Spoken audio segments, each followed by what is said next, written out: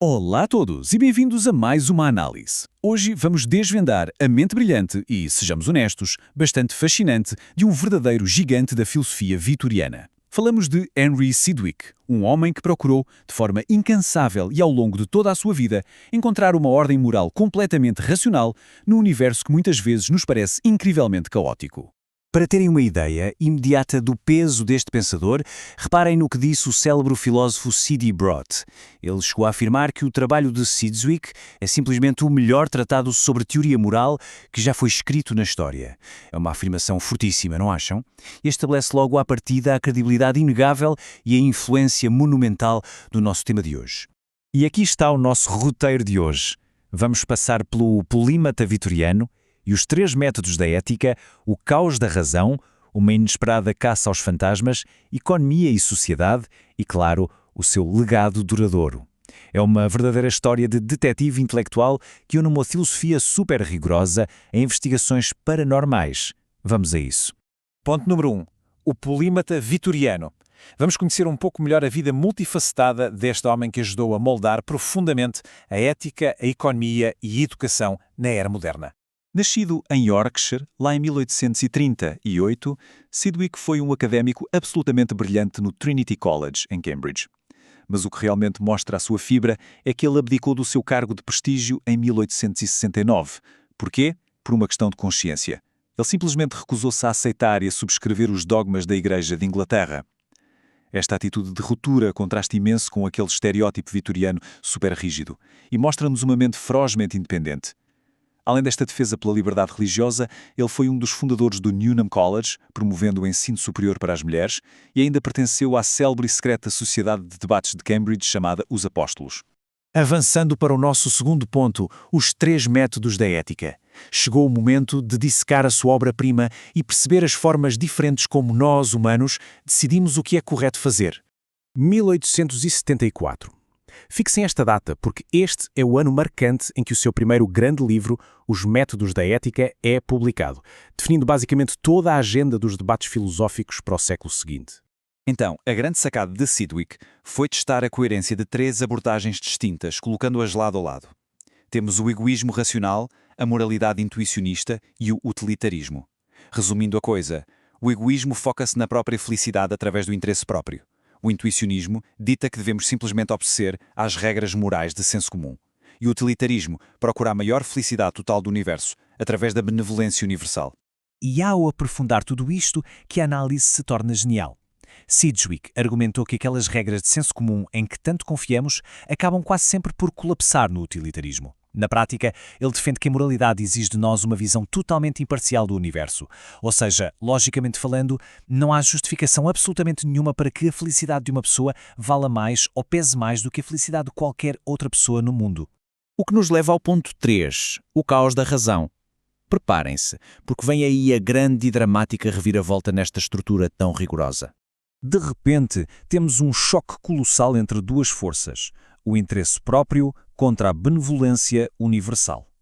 Sidgwick deparou-se com o facto de que pode ser completamente racional procurarmos apenas a nossa própria felicidade, mas ao mesmo tempo também é perfeitamente racional sacrificar essa mesma felicidade pelo bem maior de todos. A este impasse aparentemente insolúvel, ele chamou de dualismo da razão prática. A gravidade desta descoberta atormentou-o imenso. Esta constatação significava que, se ambos os caminhos são perfeitamente racionais, mas se contradizem de forma tão profunda na hora de agir, então a razão humana falha redondamente em dar-nos uma bússola moral única. É como a citação indica: o maravilhoso cosmos do dever fica, de facto, reduzido a um caos completo. Imaginem a aflição que isto causou. Ele percebeu que sem uma garantia cósmica, pura e simplesmente, não temos provas concretas de que fazer o bem nos beneficia a longo prazo. O puro interesse próprio torna-se logicamente imbatível, a menos que assumamos a existência de um postulado teísta, ou seja, a ideia de um Deus benevolente que garanta que o nosso sacrifício moral será sempre recompensado no final. Sem essa peça do puzzle, todo o projeto de encontrar um ideal racional cai por terra, mergulhando o nosso filósofo numa crise existencial e filosófica verdadeiramente agonizante.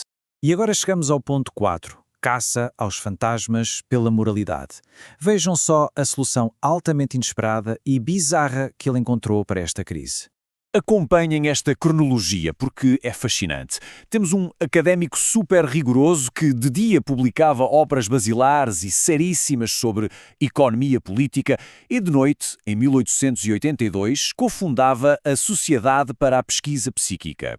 Ele literalmente dividia os seus dias entre dar aulas com o máximo rigor intelectual em Cambridge, investigar fantasmas e sessões espíritas à procura de provas empíricas da alma humana. Nestas investigações, a sua sociedade até chegou a inventar termos que todos usamos hoje, como telepatia. Mas atenção, isto não era de todo um passatempo sobrenatural ou excêntrico. Era um ato de puro desespero intelectual. Sidgwick precisava urgentemente de provas científicas de que a consciência sobrevive à morte para provar que vivemos num universo onde o comportamento moral acaba por ser recompensado. Essa era a única forma de salvar toda a sua teoria ética do colapso absoluto. Só que a realidade não colaborou. Apesar destas investigações terem sido super importantes para expor inúmeras fraudes da época e lançar as bases da parapsicologia moderna, a verdade é que ele nunca conseguiu encontrar a tal prova científica irrefutável da vida após a morte de que tanto precisava. O grande mistério cósmico manteve-se e a sua crise filosófica ficou dolorosamente por resolver. Ponto 5. Economia e sociedade. Regressando a questões um pouco mais terrenas, vamos ver como a procura de Sidgwick por uma estrutura racional também revolucionou a sociedade. Na área da economia, Sidgwick fez uma distinção brilhante. Ele separou os factos económicos puramente descritivos, que chamou de ciência económica, das políticas normativas e de intervenção governamental que são precisas quando os mercados falham, a que chamou de arte económica. A clareza desta distinção foi o que ajudou a estabelecer a famosíssima Escola de Economia de Cambridge. Agora, é essencial olharmos para todas as facetas desta figura histórica de forma totalmente imparcial. Por um lado, foi um pensador imensamente progressista para a altura, defendeu o socialismo ético, o bem-estar público e não hesitava em pedir a intervenção do Estado quando os mercados falhavam. Mas, por outro lado, a sua visão política incorporava as realidades duras do filo do Império Vitoriano. Ele mantinha opiniões claramente imperialistas, apoiando a colonização, e analisava o desenvolvimento de outras sociedades através de lentes raciais hierárquicas. Eram visões comuns na sua época, claro, mas incontestavelmente controversas. E chegamos ao nosso último ponto, o ponto 6. Um legado duradouro. Décadas e décadas após a sua morte, os seus métodos continuam a ser incrivelmente relevantes. Sabiam que o Sidgwick praticamente inventou a ética populacional moderna? A matemática moral dele era esta.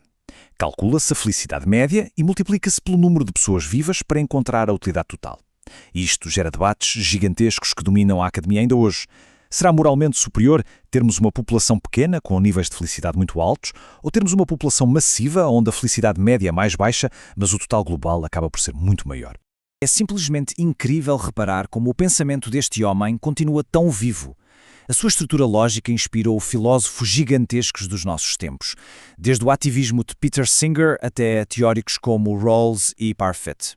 Mas mais surpreendente ainda é como as suas ideias anteciparam os nossos dilemas digitais modernos. Perguntas fundamentais sobre inteligência artificial, o metaverso ou o valor real de vivermos as nossas vidas ligadas a uma máquina imersiva de experiências já ecoavam na estrutura de bem-estar que Sidgwick definiu no século XIX. E para terminar, deixo convosco esta provocação final inspirada nas próprias angústias de Sidgwick. Se assumirmos que o universo não nos oferece absolutamente nenhuma garantia de que agir corretamente nos vai, no fim de contas, trazer algum benefício próprio, será que ainda assim temos a coragem pura e dura de fazer o que é certo? É uma daquelas perguntas avassaladoras sobre a verdadeira natureza da nossa moralidade. Um grande obrigado por acompanharem mais esta análise, espero que tenham achado tão fascinante como eu e até à próxima descoberta.